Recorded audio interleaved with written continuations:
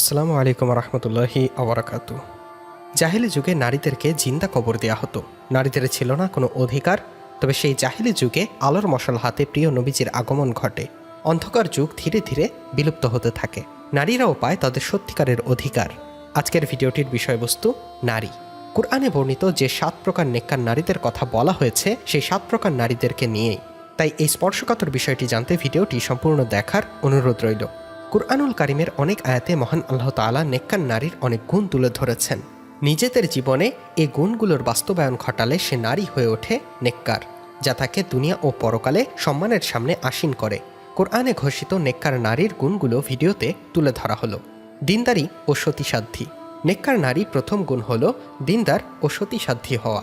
কুরআনুল কারিমে মহান আল্লাহ তাআলা দিনদার সতীসাধ্যী গুণের অধিকারী হিসেবে নারীকে উল্লেখ করেন। এ বিষয়ে ইমাম ইবনে জারির তবারি রহমতুল্লাহি আলাইহি বলেছেন, দ্বীনের সঠিক অনুসরণকারী ও সৎকর্মশীল নারীগণ।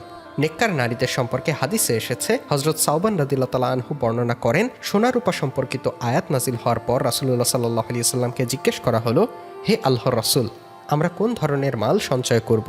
তিনি বললেন, তোমাদের প্রত্যেকেই যেন সঞ্চয় করে কৃতজ্ঞ অন্তর, জিকিরকারী মুখ এবং পরকালীন কর্মকাণ্ডের সহায়তাকারিণী মুমিনা নারী। মুসনাদে আহমদ, তিরমিজি, ইবনে মাজা। নারীদের ব্যাপারে রাসূলুল্লাহ সাল্লাল্লাহু আলাইহি ওয়াসাল্লাম বলেছেন, দুনিয়া হলো ক্ষণিক উপভোগের বস্তু, আর দুনিয়ার সর্বোত্তম সম্পদ হচ্ছে নেককার নারী। মুসলিম, মুসনাদে আহমদ। এছাড়াও হযরত আবু উমামা রাদিয়াল্লাহু তাআলা আনহু বর্ণনা করেন, রাসূলুল্লাহ সাল্লাল্লাহু আলাইহি ওয়াসাল্লাম বলেছেন, কোনো মুমিনের জন্য আল্লাহর ভয় অর্জনের পর নেককার স্ত্রীর চেয়ে কল্যাণকর কিছু নেই।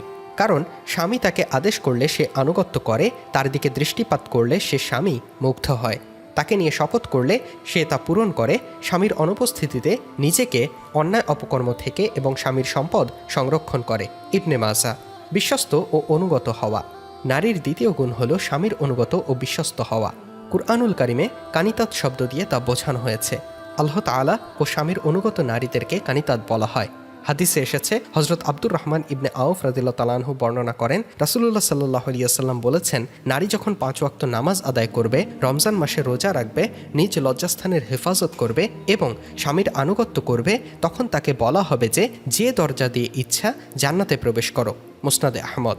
সতীত্ব ও সম্পদের হেফাজত করা। নারীর তৃতীয় গুণ হল সতীত্ব ও সম্পদের হেফাজত করা। কুরআনুল কারিমে আল্লাহ তাআলা যেভাবে বলেছেন নিজের সতীত্বের হেফাজত করা এবং স্বামীর অনুপস্থিতিতে তার ধন সম্পদ হেফাজত করা। সূরা নিসা, আয়াত 34। আয়াতের এই বাক্যের ব্যাখ্যায় ইমাম ইবনে জারির তবারি রহমতুল্লাহি আলাইহি বলেন, নারীগণ তাদের স্বামীর অবর্তমানে নিজেদের লজ্জাস্থান হেফাজত করবে এবং এক্ষেত্রে কোনো ধরনের খেয়ানত করবে না, আর স্বামীর ধন সম্পদ সংরক্ষণ করবে। তাদের ওপর এই দায়িত্ব আল্লাহর পক্ষ থেকেই আরোপিত। পবিত্র ও চরিত্রবান হওয়া। নারীর চতুর্থ গুণ হল নিজে পবিত্র থাকা এবং সচ্চরিত্রবান হওয়া। কুরআনুল কারিমের অন্য এক আয়াতে আল্লাহ তাআলা বলেন, পবিত্র নারীরা পবিত্র পুরুষের উপযুক্ত, আর পবিত্র পুরুষরা পবিত্র নারীদের উপযুক্ত। সূরা নূর, আয়াত 26। এই আয়াতে মুমিন নর নারীর জন্য মূলনীতি বলে দেওয়া হয়েছে যে আল্লাহ তাআলা মানব চরিত্রে স্বাভাবিকভাবে পরস্পরের মধ্যে যোগসূত্র রেখেছেন। পবিত্র ও চরিত্রবান নারীদের আগ্রহ পবিত্র ও চরিত্রবান পুরুষদের প্রতি হয়ে থাকে। অনুরূপভাবে পবিত্র ও চরিত্রবান পুরুষদের আগ্রহ পবিত্র ও চরিত্রবান নারীদের প্রতি হয়ে থাকে। স্বাভাবিকভাবে প্রত্যেক চরিত্রবান নারী পুরুষ নিজ নিজ আগ্রহ অনুযায়ী জীবনসঙ্গী খোঁজ করে নেয় এবং প্রাকৃতিক বিধান অনুযায়ী সেটাই বাস্তব রূপ লাভ করে। এজন্য জীবনসঙ্গী ও সঙ্গিনী নির্বাচনের ক্ষেত্রে ইসলাম পবিত্র ও সচ্চরিত্রকে প্রাধান্য দিতে জোর তাগিদ দিয়েছেন। হাদিসে এসেছে, হযরত আবু সাঈদ খুদরি রাদিয়াল্লাহু তাআলা আনহু বর্ণনা করেন, রাসূলুল্লাহ সাল্লাল্লাহু আলাইহি ওয়াসাল্লাম বলেছেন, 3 গুণের যে কোনো একটি গুণের কারণে নারীকে বিয়ে করা যায়। ধন সম্পদের কারণে, রূপ সৌন্দর্যের কারণে ও দিনদারির কারণে। তুমি দিনদার ও চরিত্রবানকেই গ্রহণ করো। ইবনে আবি শায়বা, মুসনাদে আহমদ। নিষ্কলুষ চরিত্রের অধিকারী হওয়া। নারীর পঞ্চম গুণ হল বিয়ের মাধ্যমে চারিত্রিক পবিত্রতা সম্পন্ন হওয়া নারীর অন্যতম গুণ। গোপনে অবৈধ সম্পর্ক স্থাপনে লিপ্ত না হয়ে নিষ্কলুষ চরিত্রের অধিকারী হওয়া। আল্লাহ তাআলা ইরশাদ করেছেন, তারা বিয়ের বন্ধনে আবদ্ধ হয়ে চারিত্রিক পবিত্রতা সম্পন্ন হবে, ব্যভিচারিণী হবে না এবং গোপনে কোনো অবৈধ সম্পর্ক স্থাপনকারিণী হবে না। সূরা নিসা, আয়াত 25। এই আয়াতের ব্যাখ্যায় হযরত ইবনে আব্বাস রাদিয়াল্লাহু তাআলা আনহু বলেন, চারিত্রিক নিষ্কলুষতার অধিকারিণী নারীগণ যারা প্রকাশ্যে অপ্রকাশ্যে ব্যভিচারিণী হবে না এবং সঙ্গোপনে অবৈধ বন্ধু গ্রহণকারিণী হবে না, তিনি বলেন জাহেলি যুগের লোকেরা প্রকাশ্যে ব্যভিচারে লিপ্ত হওয়াকে হারাম মনে করত, কিন্তু গোপনে ব্যভিচারে লিপ্ত হওয়াকে হালাল মনে করত। তাই এই প্রেক্ষিতেই আল্লাহ তাআলা কোরআনের আয়াত নাজিল করলেন, তোমরা প্রকাশ্যে হোক অপ্রকাশ্যে হোক কোনো রকম অশ্লীল কাজের কাছেও যেও না। সূরা আনাম আয়াত 151, তাফসিরে তাবারি। বর্তমান সমাজে অবৈধ সম্পর্কের ব্যাধি মহামারীতে পরিণত হয়েছে।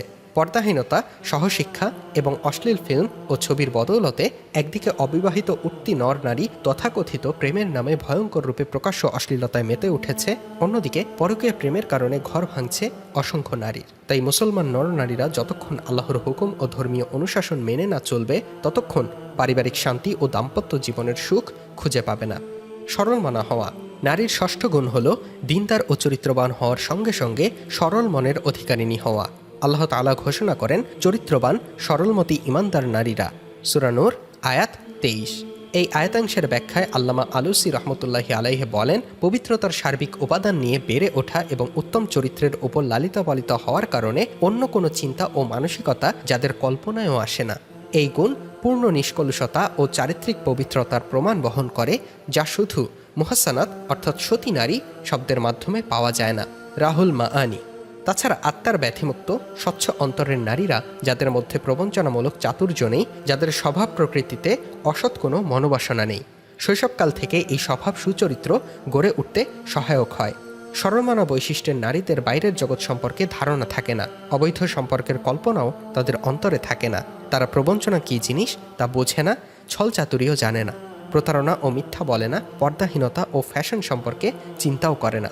ফলে তাদের চরিত্র কলুষিত হওয়া ও দিনদারি বিনষ্ট হওয়ার আশঙ্কাও থাকে না। ঘরে অবস্থানকারী নারী।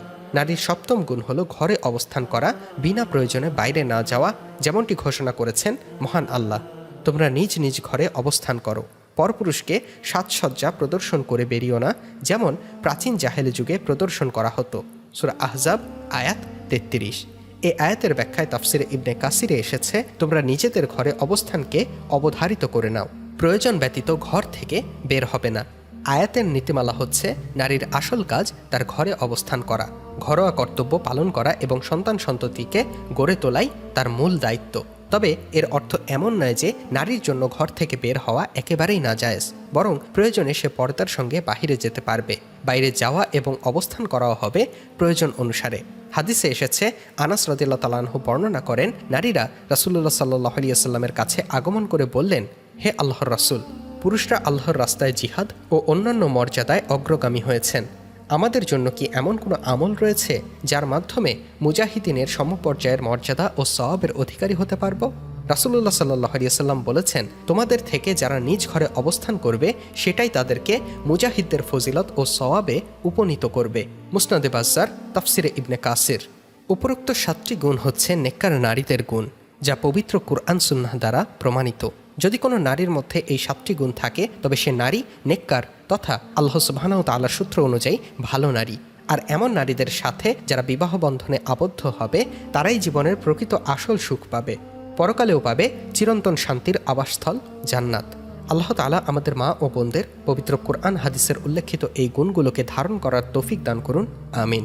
আপনার কি মনে হয় কোরআনে এই গুণগুলো এখনকার মা বোনদের মধ্যে আছে, নাকি থাকলেও তার সংখ্যা খুবই কম? এ বিষয়ে আপনার মতামত জানিয়ে দিন আমাদের কমেন্ট বক্সে। সেই সাথে ভিডিওটি যদি আপনার মনে ধরে থাকে, তাহলে একটি লাইন কমেন্ট ও শেয়ার করে সব জায়গায় পৌঁছে দিন ইসলামের এই বাণীকে। সকলের সুস্থতা কামনা করে আজকের ভিডিও এখানেই শেষ করছি। আল্লাহ হাফেজ।